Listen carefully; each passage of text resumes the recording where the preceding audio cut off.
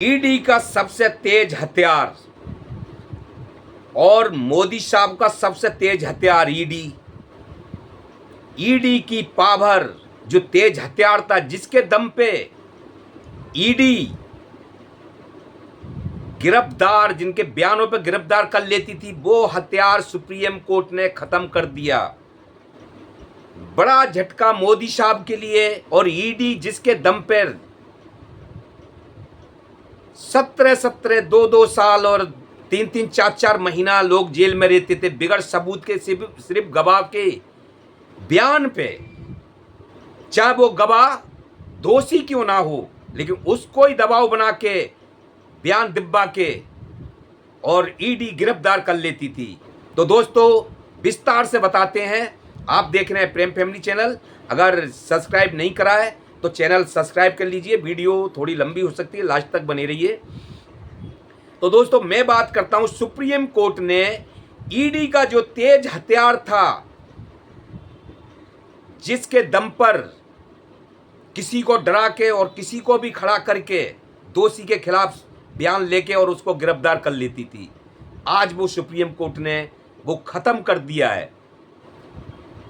Police हो या ED हो, वो जो बयान लिया हुआ है वो कोर्ट में मान्य नहीं होगा, वो सबूत नहीं माना जाएगा। सेक्शन 50 के अंतर्गत जो उसमें बयान के आते हैं, जिसमें उसके लिए अगर कोर्ट में ईडी या सीबीआई ईडी या पुलिस पेश करती है तो वो मान्य नहीं होगा, वो सबूत के आधार पर जिंदा नहीं होगा। पीएमएलए के तहत ईडी किसी पे भी दबाव बना के और उसके लिए उसके बयान पर गिरफ्तारी कर लेती थी, वो हथियार खत्म कर दिया। तो दोस्तों इससे किसको फर्क पड़ा है, एक सोचिए। आगे बताते हैं विस्तार से, पूरा आपको बात बताएंगे कि ये हथियार किसका खत्म हुआ है, ईडी का खत्म हुआ है, मोदी साहब का खत्म हुआ है। तो सबसे बड़ा झटका तो बीजेपी को, मोदी साहब को लगा इस विषय में कि लोग आज भी जेल में हैं जिनके खिलाफ कोई सबूत नहीं है, खाली बयान के आधार पर दोषी के बयान पे दबाव बनाकर दोषी पर, और उसको दोषी तो बाहर हो गया लेकिन सा अंदर चला गया। जिस पे केस बनना चाहिए उस पे नहीं बना, जिस पे नहीं बनना चाहिए उस पे केस बना के ईडी ने उसको अंदर कर दिया। तो दोस्तों ये सबसे बड़ा, फिर आगे बात करते हैं, सबसे बड़ा हथियार ईडी का, और जहां तक मान लीजिए कि मोदी साहब का, इसमें कोई छुपाना नहीं है। मैं नहीं कह रहा, लेकिन पूरी जनता जानती हो, पूरा देश जानता है, हर बंदा जानता है, जहां तक बीजेपी वाले भी जानते हैं, लेकिन वो मोदी के सामने बोल नहीं सकते। विपक्ष बोलता है तो उसको अंदर वही जो आज डर खत्म हो गया, जो हथियार आज ईडी का छीन लिया, वो हथियार विपक्ष पे चलता था, जो भी आवाज उठाएगा, जो भी खिलाफ बोलेगा मोदी साहब के, उनकी ईडी वो ही दाव पेच इस्तेमाल करेगी और उनको अंदर डाल देगी। तो ये सबसे बड़ा झटका मोदी साहब को, ईडी का ये हथियार छीनने से सबसे बड़ा फायदा विपक्ष को, सबसे बड़ा फायदा विपक्ष को।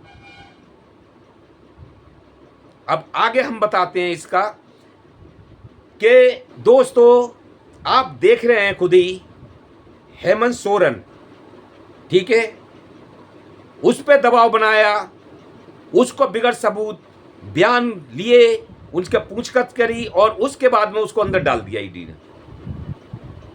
5-6 महीने बाद छूटा, कोई वो नहीं मिला, लेकिन उसका क्या हुआ जो 5-6 महीना उसके वेस्ट हुआ, क्योंकि उसमें राजनीति थी। हम आपको साफ लफ्जों में बता रहे हैं, उसमें राजनीति थी, क्योंकि इन्हें झारखंड की सरकार गिरानी थी, इसलिए अपने बदले अपनी सरकार बनाने के लिए, झारखंड की गिराने के लिए, उसको तोड़ने के लिए और हेमंत सोरेन को झुकाने के लिए ये उन पे हथियार चलाया था। जैसे मोदी साहब ईडी को आगे करते हैं, पुलिस को आगे करते हैं, वो ही हथियार उन पर चलाया था। लेकिन वो झुके नहीं, उन्होंने चंपन सोरेन को कुर्सी सौंप दी थी। लेकिन चंपन सोरेन भी पछताएंगे आगे। जो भी मेल भाव की बातें बीजेपी के अंदर, जिस तरह वो गठबंधन करने की कोशिश कर रहे हैं, लास्ट में उनको पता चल जाएगा। उन्हें ऐसा नहीं करना चाहिए।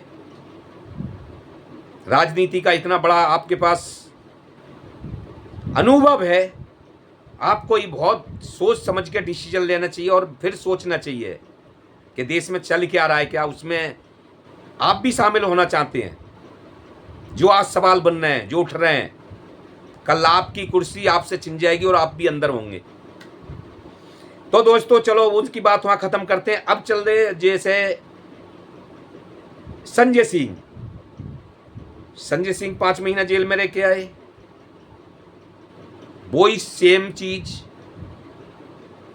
केजरीवाल जेल में है, मनीष सिसोदिया जेल में रह के आ गए। किसके? जिस शराब घोटाले नीति, लोगों से बयान दिब्बाए और उनके बयान पे उनको अंदर डाल दिया। केजरीवाल अभी भी जेल में है। के कविता जेल में थी, वो छूट गई। इसी तरह ईडी ने किसी से दबाव बनाया और उनके खिलाफ बयान दिब्बाए और उनको अरेस्ट करा और अंदर डाल दिया।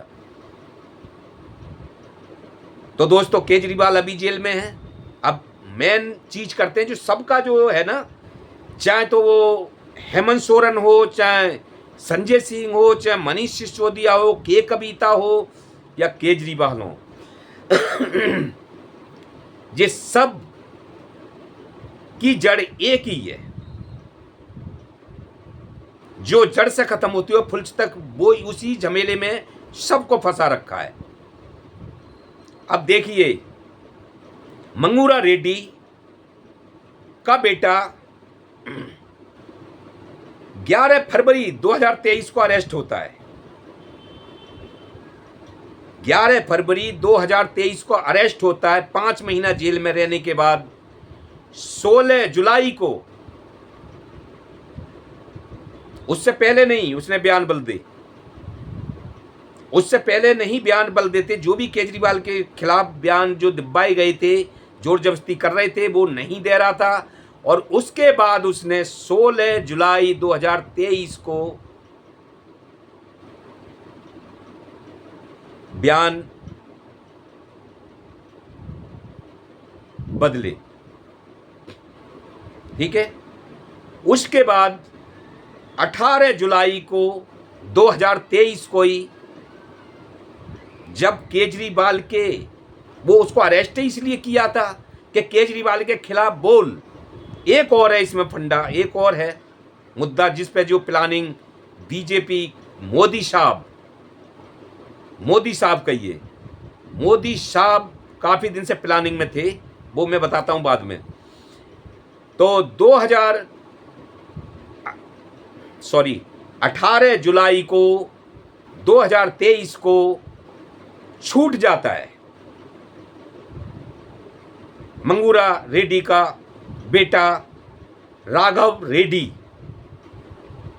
यानी बयान बदला 16 जुलाई को और 18 जुलाई को छूट जाता है केजरीवाल के खिलाफ बयान देते ही। तो दोस्तों देखिए, ये राजनीति के लिए, एक कुर्सी के लिए देश में क्या कर रहे हैं, सोचने वाली बात ये है। आज भी केजरीवाल जेल में हैं, लेकिन ईडी के मामले से वो निर्दोष हो चुके हैं। अभी सीबीआई का थोड़ा सा फंडा अटका रह गया है, उस पर भी कुछ नहीं निकलने वाला। ये तो खाली फंसाने के लिए, राजनीति, सरकार खत्म करने के लिए, सत्ता में बैठी सरकार ने ये तानाशाही के हिसाब से सारी चीजें करी हैं। के कविता देखिए, के कविता निर्दोष छूट गई। ईडी ने गिरफ्तार करा था बिगड़ सबूत बयानों पे।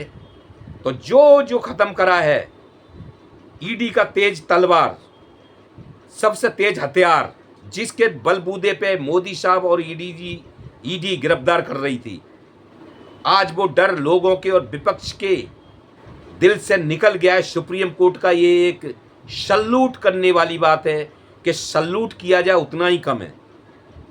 ये विपक्ष के लिए बहुत बड़ा राहत दी है सुप्रीम कोर्ट ने।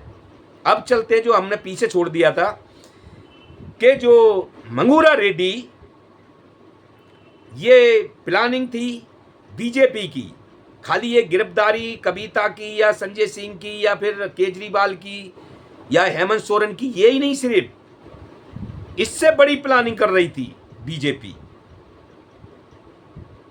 क्योंकि आंध्र प्रदेश में कांग्रेस की सरकार में मंगूरा रेड्डी कार्यकाल में थे, लेकिन वहां से 24 को यानी 18 को उनका बेटा छूटता है, 24 को मंगूरा रेड्डी कांग्रेस से इस्तीफा दे देते हैं। अब ये प्लानिंग देखिए कि वहां तक इनकी प्लानिंग चल रही थी, कहां इनका निशाना था कि उसको हटाना है वहां से, और बाद में बीजेपी में वो बंदा शामिल हो जाता है। मंगूरा रेड्डी को बीजेपी से टिकट मिल जाती है और वो उनका संसद बन जाता है जीत के। तो दोस्तों ये प्लानिंग देखिए कितनी जबरदस्त प्लानिंग है।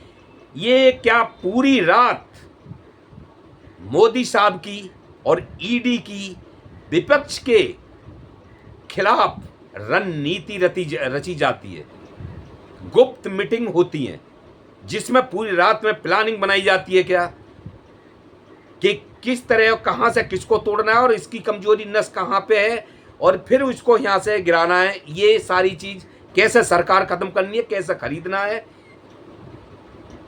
जैसे इसमें दोहराई नहीं है दोस्तों, जो आप पार्टी ने इल्जाम लगाए थे कि हमारे जैसे केजरीवाल अरेस्ट हो गए तो उनके सांसदों को, मंत्रियों को तोड़ने की जो कोशिश की जा रही, तो क्या आप मान सकते हैं कि ये बात झूठ हो सकती है? जिस पे बीजेपी आप पार्टी के बयान पे, अतिशी के बयान पे बौखला गई थी और उन पे केस करने की और अंदर डालने की धमकी दे दी थी। तो दोस्तों ये आरोप आप पार्टी का क्या आपकी नज़र में सही था या गलत था? अगर इनकी सारी चीज़ों पे अगर आप नज़र डालते हो, जो झमेला चल रहा है, जो हम वीडियो में बोल रहे हैं, आपको बता रहे हैं, इन पे सारी चीज़ पे झमेले पे नज़र डालोगे तो क्या आप पार्टी का आरोप गलत नहीं था इसका मतलब। तो दोस्तों ये सबसे बड़ी जीत विपक्ष की और सबसे बड़ी हार मोदी साहब की और ईडी की, जो सुप्रीम कोर्ट ने मोदी जी का, ईडी का, क्योंकि ईडी मोदी जी की है ना, एजेंसियां सारी मोदी जी की हैं, वो उन्हीं के इशारे पे सारी चीजें दाव पे चलाती थी। वो हथियार सुप्रीम कोर्ट ने खत्म कर दिया। अब अरेस्ट करने के लिए इन्हें और उसको नोटिस भेजने के लिए, पूछताछ करने के लिए एक इनका 100 बार सोचना पड़ेगा, हाथ डालने के लिए 100 बार सोचना पड़ेगा,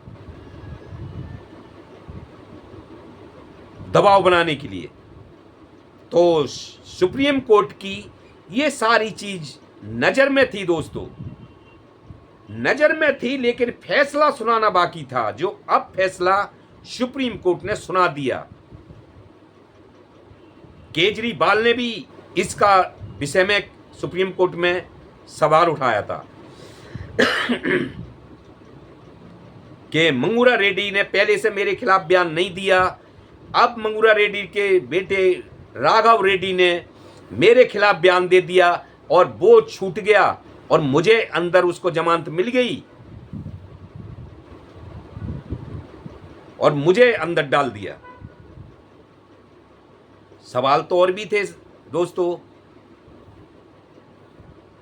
लेकिन वीडियो लंबी हो रही है दोस्तों, आगे फिर कोई वीडियो लेके आएंगे और आपसे मुलाकात करेंगे, आपसे बात करेंगे दोस्तों।